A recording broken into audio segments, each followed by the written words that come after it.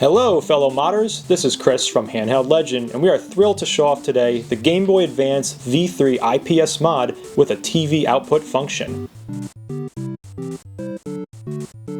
Let's start with all the parts that will be needed to complete this mod. We will go more in detail with the purpose of each of these components. So let's start breaking down everything that makes this mod truly unique.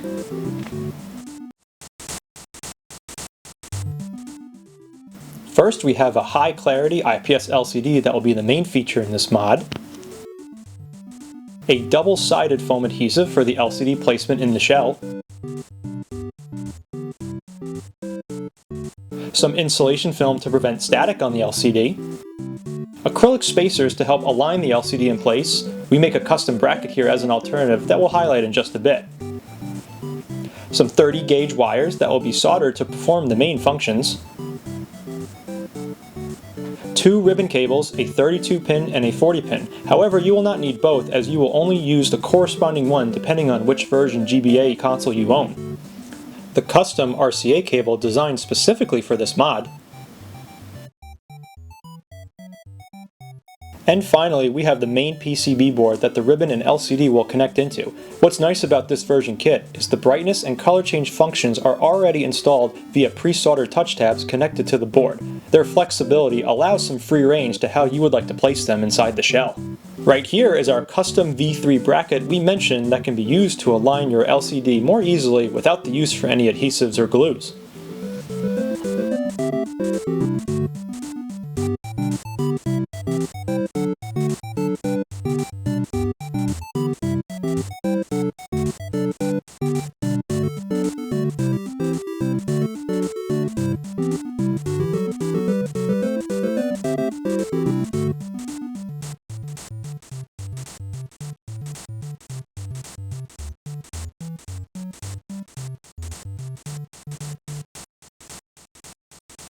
Awesome! Now let's go check out what really makes this kit stand out.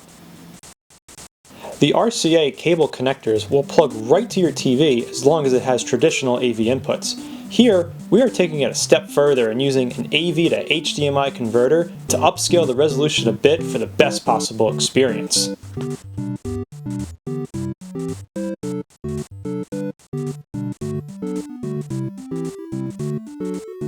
The other split-end cable will plug directly into the console's audio port or headphone jack and the link port respectively.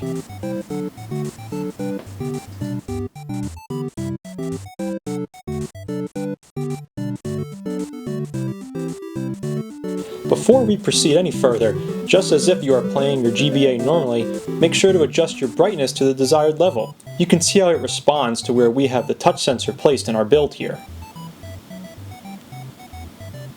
And of course, switch around your color variations if you want to try out some non-traditional graphic styles. Our touch sensor for this function here was placed a little higher up. Now, how do we get this on our TV? Easy, we're going to hold down select, the L button, and R button at the same time for about 5 seconds. The GBA screen will go black, but this shows you've done it correctly, and you should now see your game projection come right on your TV.